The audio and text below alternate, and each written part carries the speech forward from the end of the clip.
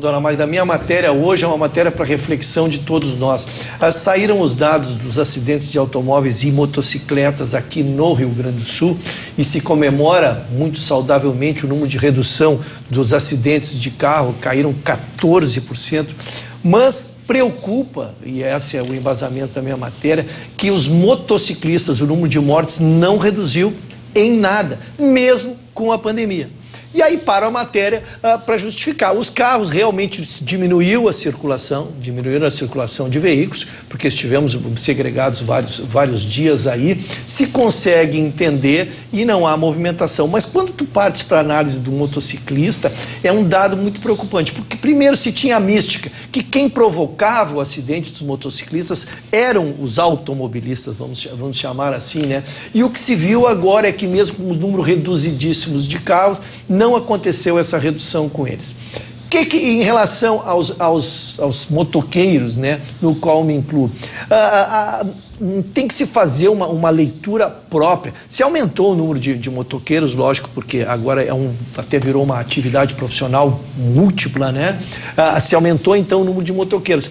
Mas tem que se conversar sobre tudo. Primeiro, se as empresas não estão cobrando que eles façam entregas muito rápidas, se eles não estão andando com excesso de velocidade.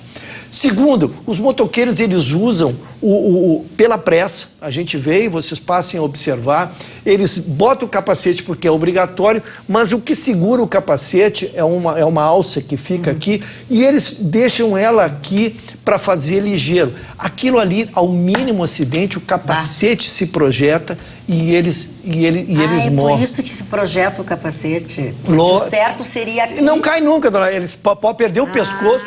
A gente que fala porque sou motoqueiro. Tu perde o pescoço, mas não cai o capacete. É que eles usam aqui, eles puxam aquilo para frente no afã de andar ligeiro. E aí, quando dá o acidente, o capacete sai e tu bates aí com a cabeça. Não tem lógica que ele não fosse uma... Essa é a incidência, tão grave. Então, o que eu pedi? O nosso diretor de trânsito, o doutor Enio Bach, também está preocupado com essa incidência. Eu acho que a próxima campanha do Detran deverá ser uma campanha educacional aos motociclistas, porque nós temos que aprender, nós me incluo entre os motociclistas, embora ande muito pouco em relação a eles que trafegam o dia inteiro, né? Mas nós precisamos reeducar os motociclistas. Nós temos que cuidar para que não cortem a frente, para que não andem com excesso de velocidade, para que os empresários se sensibilizem pelo tempo de uma entrega, não sejam cobrados, né? Porque hoje é a atividade do jovem. Hoje virou uma forma de ganho, né? Se nós tínhamos para cada motoqueiro que nós tínhamos hoje, agora temos 3, e é bem na idade, na tenra idade que tu é um motoqueiro, pode ter motoqueiros mais antigos, mas é uma atividade muito ligada à juventude.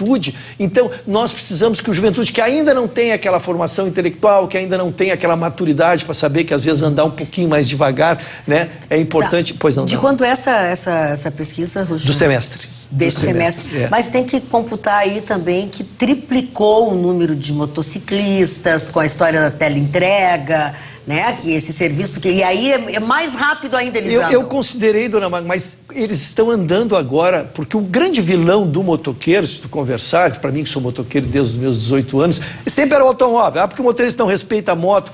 Perdeu o álibi, porque reduziu muito o número de casos. Então, o motorista está se acidentando. Essa é a proposição que eu faço. O motoqueiro ele está se acidentando, ele com ele mesmo. Então, nós precisamos revisar hábitos, precisamos revisar comportamentos e ligando tudo isso, como eu disse, a juventude deles, nesse afã de trabalhar mais, de entregar mais e ganhar mais, às vezes paga com as ruas vazias, eles andam colados. Pois é. Não, mas eu vou dizer uma coisa para vocês.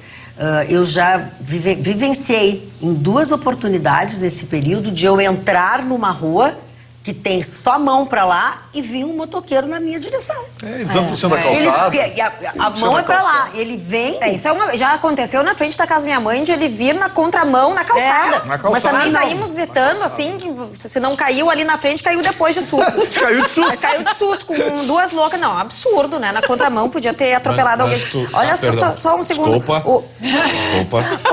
Tem que cuidar aí. O Clóvis O Clóvis Schuster faz a seguinte observação, Ruschel, equipamentos de moto deveriam ser tratados em lei como EPI de segurança com redução de impostos e preços acessíveis.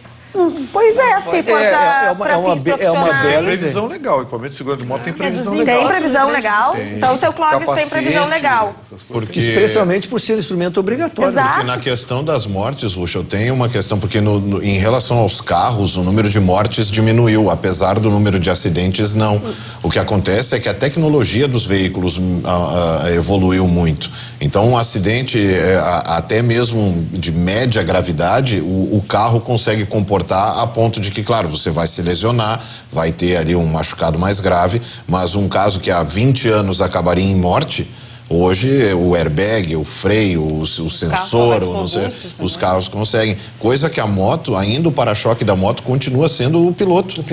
Continua sendo, por mais tecnológica que as motos sejam, eu não entendo muito de moto, posso estar falando uma bobagem aqui, não é muito a minha, não sei em que pé estão, mas a ideia daquela exposição que o piloto fica, ainda me parece muito arriscado. Doutor Ruschel, nós vamos proibi-lo de andar de moto. Tá mas proibido. O doutor Ruschel não deve fazer aquela coisa que ele zigue-zague entre carros. O Ruschel cansa, a gente cansa de sair daqui. Eu passo pelo Ruschel, ele vai com aquela motinha dele. Com aquela motinha, Não, mas é que tem uma coisa, aquela moto ali não cabe no meio de dois carros. Aquilo ali não é uma moto que cabe no meio de dois carros ali. Marconi, deixa eu te dizer assim, por que eu quis dizer que a matéria tem que ser discutida? Hoje existem, por exemplo, jaquetas que tu tem proteção de ombreiras que tu não quebra nem que tu queira, tu pode cair. Como tu vê os pilotos profissionais em grandes prêmios, eles caem a 300 por hora e saem caminhando. Mas não é muito caro. Mas aí entra a sugestão do Vitorino de tu ter redução de impostos, tu estimular o uso disso. Empresas que contratam 50, 60 motoqueiros, prevenir dar-lhes material para que esses acidentes, como eu te disse, as proteções de perna e as proteções de ombro e braço, se tu cai, se não é choque, mas é queda, tu sai caminhando, não acontece absolutamente nada.